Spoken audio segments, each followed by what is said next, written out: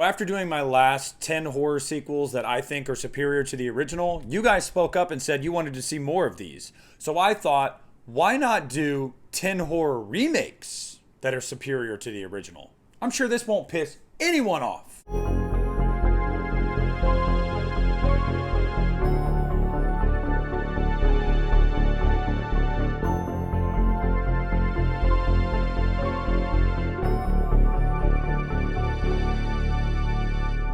What's up, everybody? Nick of the Lost River Drive-In here, and today we're going to continue my kind of series, pseudo-series I've started of sequels, remakes, whatever it might be, that are superior to the original film. Today we're tackling remakes. Again, guys, these are not my top 10 remakes. These are not objective. This is my opinion. These are just 10 that I thought of that I think are better than the original. And the first one is Piranha 3D. Now, the original Piranha, for what it is a good movie. I do like it. I even like Piranha 2, honestly. James Cameron, you can't run away from that movie, okay? But Piranha 3D, I think, is just so much more fun. Now, maybe it's a product of its time, maybe it's a product of a bigger budget, and maybe it's a product of just leaning into how insane the concept is. Yes, piranha there are piranha, they eat flesh, but we're talking giant piranha that eat people, jump out of the water, bite dicks off, all that kind of stuff. And Piranha 3D is a blast. Now, this is one of those series where I don't dislike any of the movies. I think they're really fun. But when we got into the 21st century with the Piranha movies, I really think they started to lean into what was fun about them and funny and kind of insane and over the top. And I love this movie for that. So Piranha 3D is going to be the first one on this list. Next up is The Last House on the Left from 2009. Now, this is a movie that is not easy to watch. And I've always felt this way. I remember the first time I watched this movie, I was really impressed with it. But obviously the one scene in question is really, really hard. Now, it's not as hard as some movies as like I Spit on Your Grave and whatnot, but I'm not a fan of that. Having said that, I know it has its place in cinema and it elicits the reaction the filmmaker's trying to get. So it's important. You know, it's an important piece of art and it's not for everyone, and that's okay.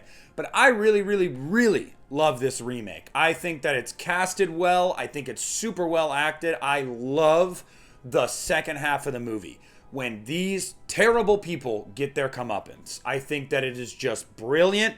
I think that they do not hold back in the sheer just insanity that is, and depravity that is committed on these people. And I love it. I love it. I'm kind of flubbing words there because I'm trying to walk around it. If you haven't seen it, it's some pretty tough subject material in it, and it's not the most fun movie, but my God, this movie, the first movie, in the 70s, the original movie is very low budget. It was a product of its time. It doesn't age as well, but this remake, I think, is head and shoulders above the original movie. And that leads me into my next one, which is another remake of a Wes Craven property that I think is better, and that's The Hills Have Eyes.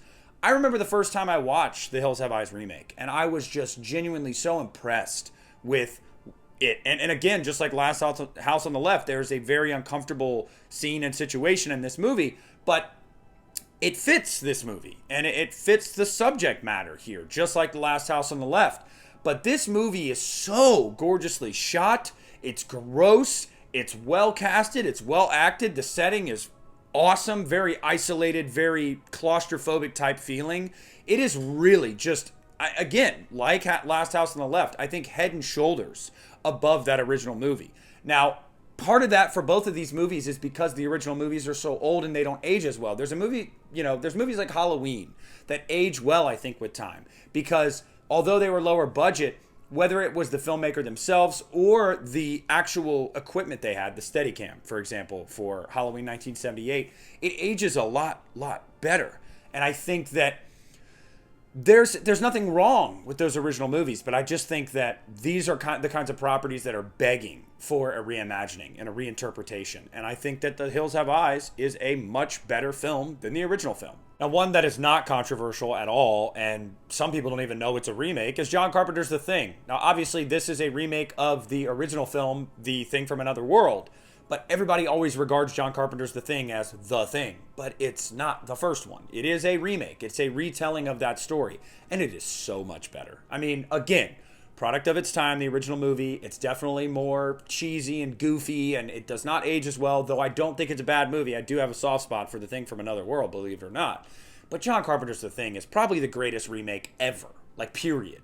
I don't even know if I could say, like, honestly, sitting here today, if I could say that there's a better remake than that movie. I just don't think there is. John Carpenter's The Thing is a quintessential sci-fi horror film.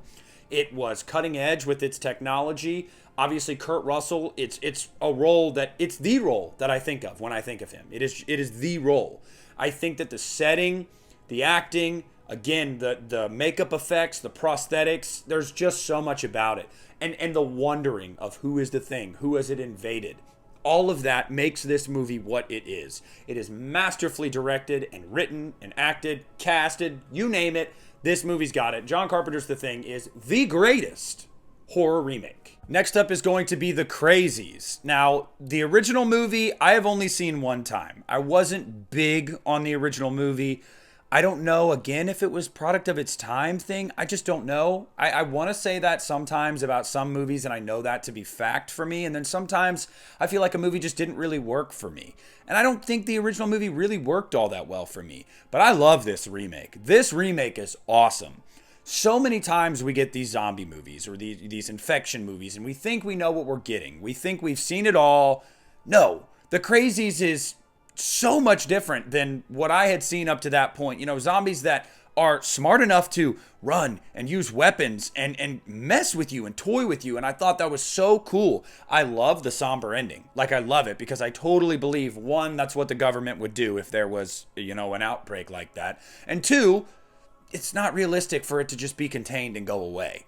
I think that this movie is just awesome. I really think it's awesome. I think it's balls to the wall. I think it's got a great cast, some great gore, great kills, nice twists and turns. I love this movie. So The Crazies, absolutely positively. The next one I want to talk about is Let Me In, which is a remake of the Swedish horror film from just a few years prior, Let the Right One In.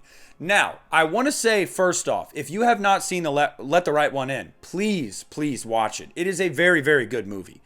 But there's just something about Let Me In that I tend to go toward Let Me In, and I'm like, nope, this is the superior one. Now, objectively, am I right? No, I can't say that. But personally, I just vibe with this movie way, way more.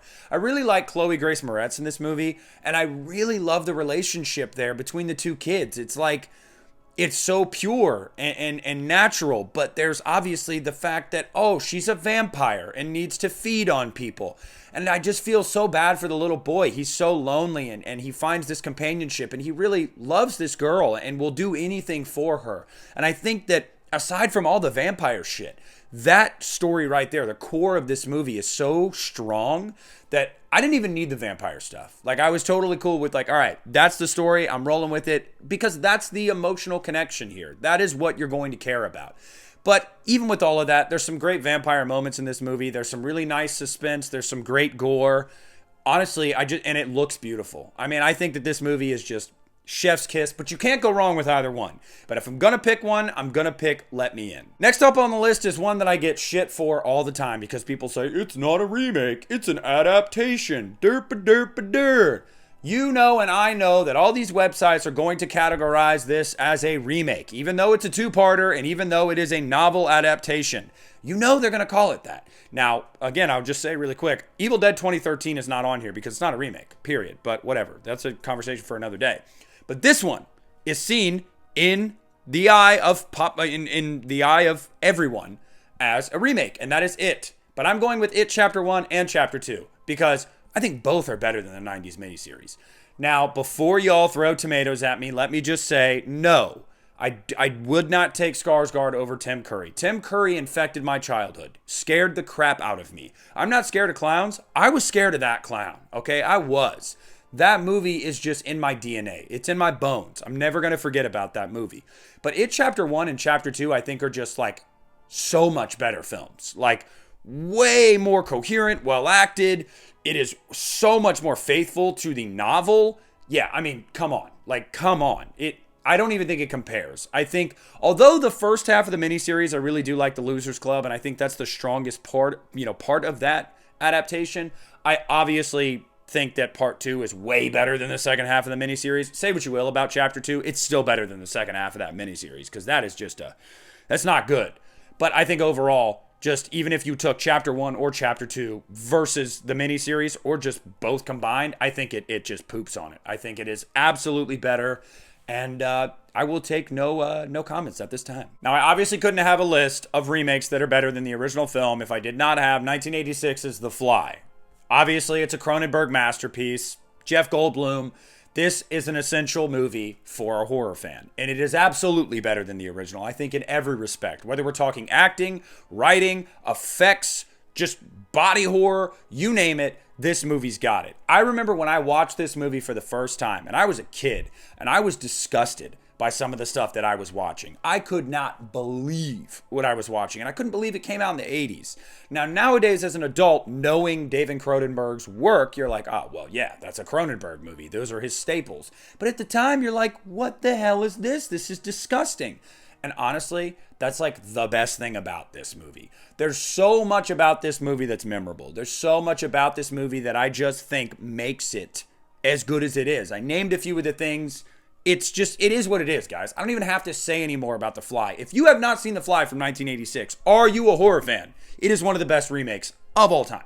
Next up is going to be The Ring. Now, J-horror in American pop culture and film has not gone well, in my opinion. I think overall, I do not like the Grudge movies, although I did when I was younger. Watching them as an adult, I'm like, not good. You know, The Ring 2 and Rings, not good. But The Ring is where they got it right. Now, I know Ringu is great. It is great. It really, really is. But I think just simply because of what The Ring did to me when I was younger, when this movie came out and I was 10 years old watching this movie, I don't think it's ever going to be usurped. Like, I really do not think that Ringu will ever surpass The Ring, because I remember watching this movie with my family. My mom rented it from Blockbuster. This scared the shit out of me. The absolute shit out of me. Little known fact, I did not look at Samara's face near the end of the movie where she comes out of the TV and her hair splits and you see her face. I did not look at that clearly until I was almost 23 years old. That is a fact. Every time I would watch this movie, I would turn away because I was like, I'm not going to be able to handle it. I'm not going to be able to handle that reveal. It's going to get in my bones. I was right. It did get in my bones. I was able to handle it. But yeah, I didn't watch that till I was almost 23 years old. I did not allow myself to see that to completion. And you know what? Call me what you will, but everything about this movie. Naomi Watts is brilliant in this movie. I think that just some of the deaths and the way their bodies are left, nobody will ever forget the girl in the closet. I mean, just gross, disgusting. So much about this movie. I do not need anybody coming at me in the comments saying that I'm wrong about this being better than the original film, because this is just my opinion. And based off of enjoyment, how I perceived this film when I first saw it, what it did to me. I am not saying this is objectively better than the original. But if I had to choose between watching this or the original, I'm watching this. And that is the Texas Chainsaw Massacre. I've talked about this on my channel and live streams, on the podcast with Christian, and Christian gives me shit about it because he says the original Texas Chainsaw Massacre is the greatest horror film of all time. I would disagree. I would say that's Halloween, but again, different strokes. But the Texas Chainsaw Massacre, as a kid, when this movie came out, I remember wearing this DVD out with my buddies. I remember we watched this all the time, in the minivan, at home, you name it. We were watching this wherever we went. This movie had such a profound impact and effect on me. I was terrified of Andrew Broniarski's performance as Leatherface. I thought that Jessica Alba was, or is it Biel? It's Biel. It's Biel. Yeah, the two Jessicas. I always get them confused. Jessica Biel, I think, is great in this movie, and she was part of my sexual awakening as a kid and a teenager because of this movie. I love this movie. I'm not saying it's objectively better than the original, because the original is a seminal horror classic, but I would have to take this over the original. I just love this movie. It meant so much to me. It has had a lasting impact on me since I was a kid, since the first time I saw it, just from that opening mockumentary type footage. Absolutely, positively, the Texas Chainsaw Massacre 2003. But you guys, let me know down below, what are some remakes you think are better than the original? Please subscribe to the channel if you haven't already. Leave a like on this video. Comment down below. Follow me on social media. This is Nick at the Lost River Drive-In, and I am pulling out.